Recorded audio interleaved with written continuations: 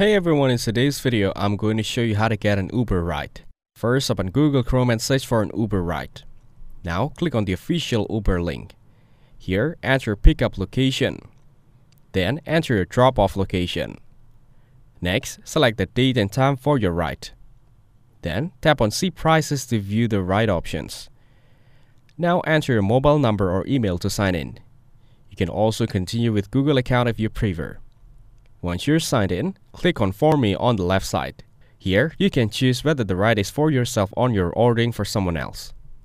Then, click on Done. Now, select your payment method. If you haven't added one yet, you can do it here. You also have the option to add a gift card, just enter the code. Once everything is set, confirm the ride and you're done. The driver details and estimated arrival time will be shown after booking. For more information, check out the links given in the description. Don't forget to like and subscribe to the channel. Thanks for watching. See you in the next one.